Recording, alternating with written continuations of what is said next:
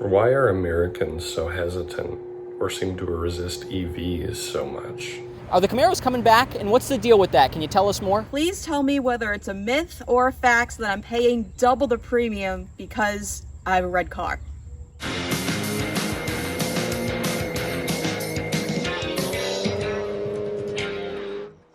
Welcome back to Car-Pinionated, our weekly show on cars, the car industry, and driving in general.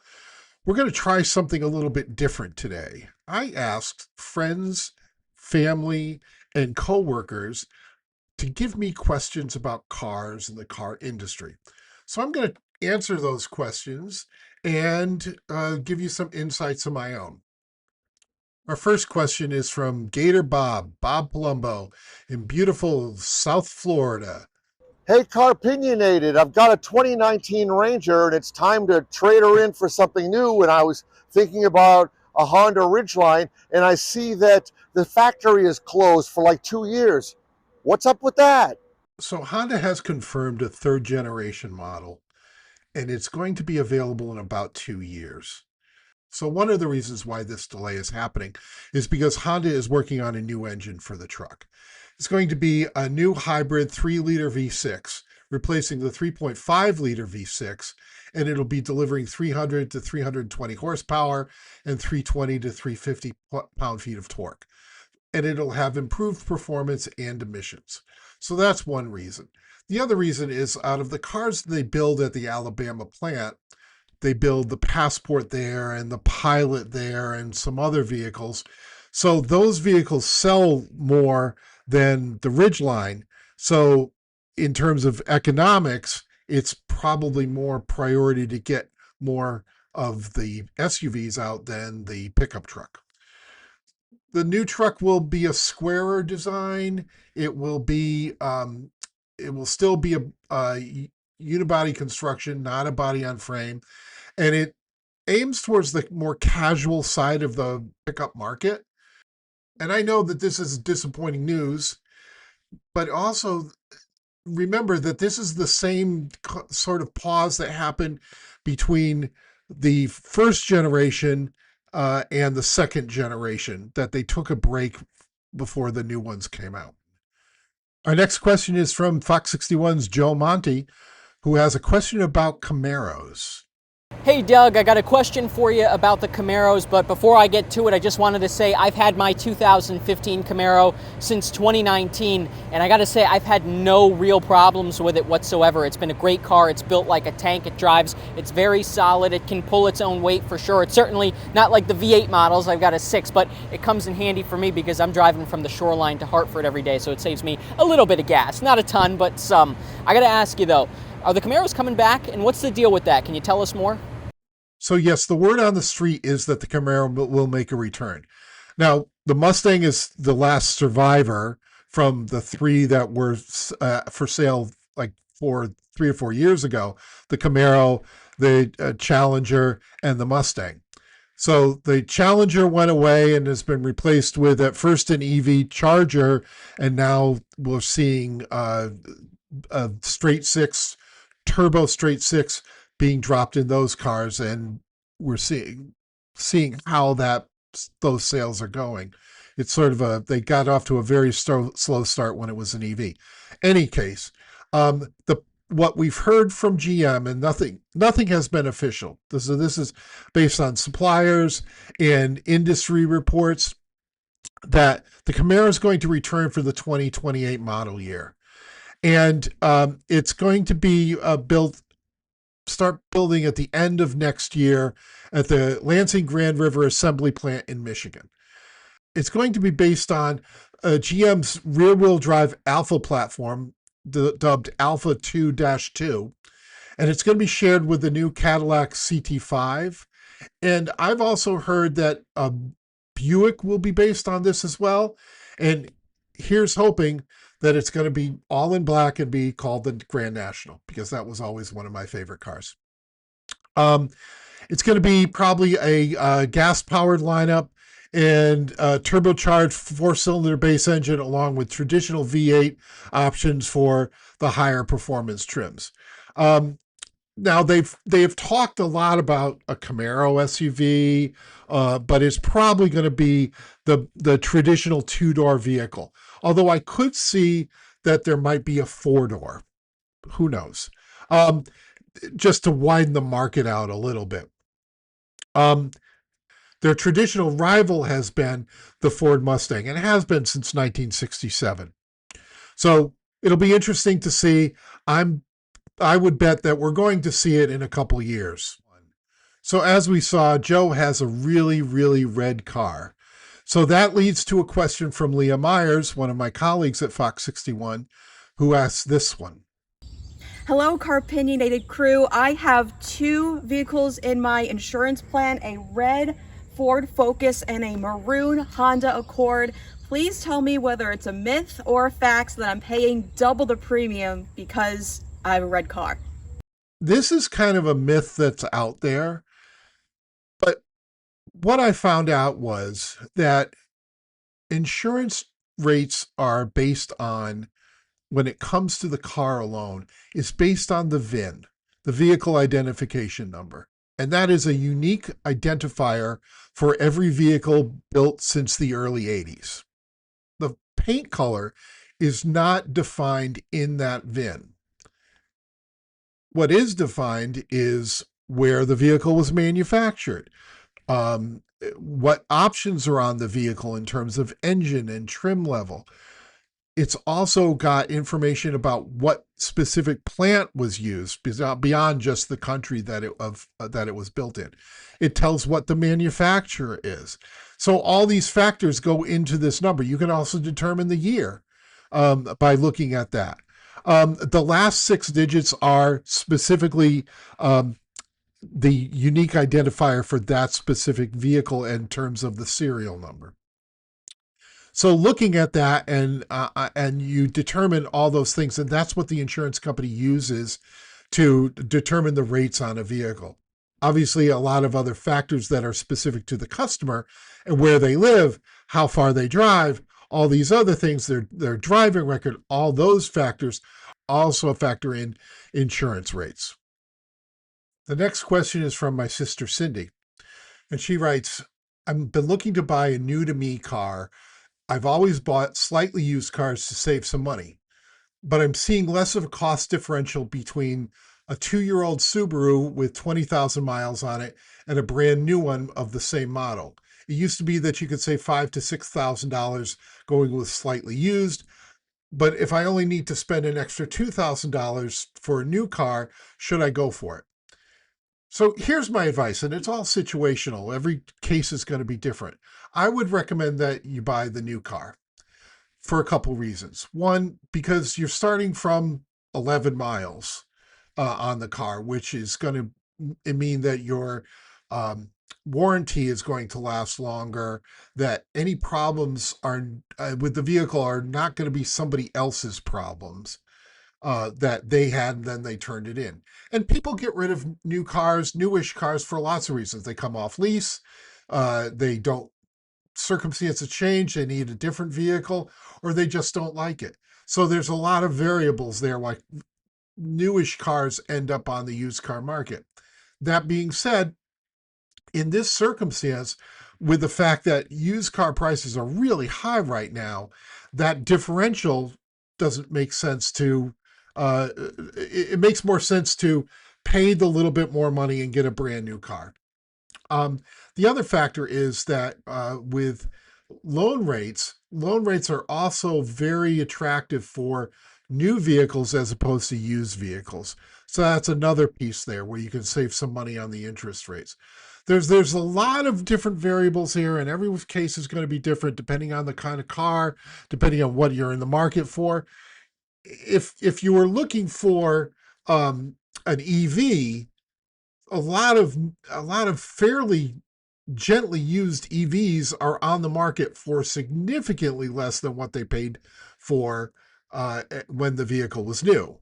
And I've said many times that our brother Dave bought an F-150 Lightning at a much reduced rate than what it went for new, and it only had 9,000 miles on it. So again, in this case, I would recommend the new car, but that might not be valuable advice for everyone. Our next question is from Randy Brown, who's a big fan of electric vehicles and has owned 2 of them. Why are Americans so hesitant or seem to resist EVs so much? So there's a lot of different things going on in the group of buyers that are looking to buy EVs. It is growing. It's not growing as fast as what manufacturers had originally hoped. That being said, there's a lot of factors that go into buying an EV for people. One has traditionally been range, how far the vehicles can go. Now, most new vehicles are in the 250 to 300 and above range. So that's kind of at the point where people feel comfortable buying it, because more than likely that would mean that they're being charged once a week. Another factor that's going on is, according to a McKinsey report, more people are concerned with their charging availability in on the road situations than they are about the range. Historically, there have been a lot of issues with charging companies, locations, maintenance, things like that. And so, with the exception of Tesla's superchargers, which is kind of what I've always said to be their crown jewel, is that they have created a sort of a reluctance on people whose only option was those other branded car chargers. Now, with many new EVs moving to the NACS port, the same port as charging port as the Tesla has, that's because more people can use the Tesla superchargers, and have been and vehicles of different manufacturers are have the ability to charge there, even with adapters. So that's one factor. I think also the price has been historically a problem, because manufacturers have tended to build out new cars, new EVs that are on the higher end of the price scale, with average new car prices being over $50,000, and the average new price of an EV is like $58,000. That's an affordability problem. And then you have, as I mentioned last week, you have a factor of, then you have to build something into your home to charge the vehicle. And that's not available, obviously, to everyone. Not everyone has a situation where they can have a home charger. According again to this McKinsey report, more than 2/3 of EV charging is conducted at private locations rather than public facilities. And that number has been steadily very high. I've seen it as high as 80%. And in that report, it says that the lack of access to home charging is the major deterrent for EV adoption for many consumers. And you think of people who live at condos or live in more urban environments, and they just don't have the ability to have their own charger.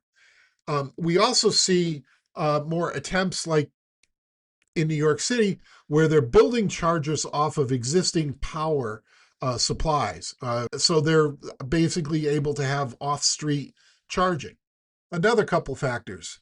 EVs are better suited for some people than others. If your commuting pattern is you have long commutes, or your multiple stops or things like that, the EV might not be the solution. And a plug-in hybrid or a straight hybrid would be a better solution for you. But everyone's case use might vary.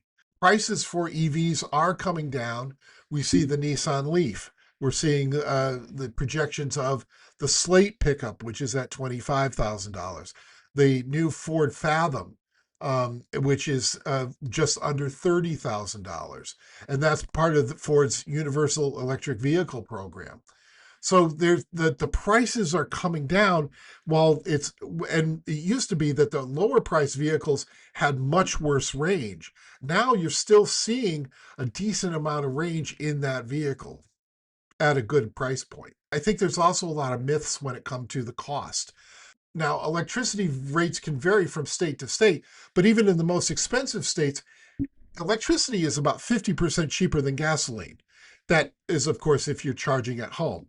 According to the EPA, charging an EV like a Tesla Model 3 will only cost about $550 to $600 a year if you're doing it at home.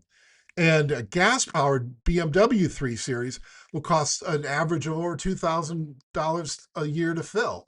And that's probably using numbers from last year, which are very different from what we see this year.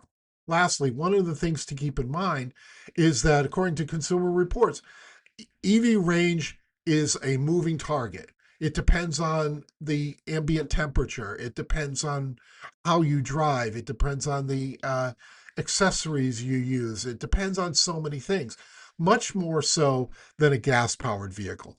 And there's an adjustment factor when you're buying an EV that you have to be ready to make. You have to start thinking of these things differently. Where you're going to charge if you're taking a long trip. The availability of charging at home. All these different factors are part of the plan. All right, we're going to take a quick break and we'll be back with more after this. This question is from Trisha Ennis, my boss, and I really like this question. And honestly, this is where this whole idea behind this show started from, because she's always asking me car questions. So here's Trisha. Hi, Car-Pinionated. I have a question. Back in the day, trucks used to be a normal size, and now everywhere you look, they are massive and don't fit in parking spaces. What happened? Yes, pickup trucks have gotten bigger over the years. There's no denying it. There's a lot of different factors involved in this, but one of the things that's happening is that while the cabs have gotten bigger, the beds have gotten smaller. And so the ratio between passenger space and engine is getting higher, while the bed space, the actual utility of a pickup truck, is getting smaller. So there's one of the reasons why this happened is because of gas mileage standards. The larger the vehicle, the lower the standards are for fuel economy. And that's been going on since the 90s, which is where you start to see the rise in pickup trucks. So another factor in this whole thing is the larger the truck is, the more the manufacturers can charge for it. And that builds their bottom line, which is obviously, because they're in business to make money, that's important to them. So you have those factors working at it.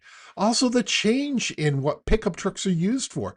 They used to be work trucks. There were bare bones, vinyl seats, vinyl bench seats, standard transmissions, very workhorse oriented vehicles that were out there on job sites, and they weren't used for kind of the everyday things that we see vehicles being used for. And when that change happened and pickup trucks started to be more fancier, having better options, better interiors, more luxurious, and they became more lifestyle vehicles than they became utility vehicles. So that led to them being larger, along with that gas mileage thing. And all those pieces sort of came together. Now, the majority of pickup trucks owners don't use them for their stated purpose, actually hauling stuff. And they, sometimes use them for towing trailers and towing boats, which then leads to, what we've all seen is the trailer hitches being left on the vehicles and causing you to hit your leg on those, and that's not very pleasant. So you have those factors. You also, because of the size of the pickup trucks, it creates a huge visibility problem where vehicles are so tall in the front that you can't see children or, things that are right in front of the truck. Now, Ford claims because that they have much more automation and a detection for pedestrians, that's less of a factor, but it's still a big factor when it comes to, even if somebody's hit by a truck, they're more likely to be more injured because it's more a body blow than where an average car would be lower to the ground, and that would be a extremity injury, like a leg injury. So you have that factor too. And there's a huge rise in pedestrian deaths in this country. So you see a lot of different things that are going into this, why trucks are bigger and what impact that we have on that. One of the other factors is weight. And because these vehicles are much bigger now, they weigh more, and that creates a problem when they hit other cars.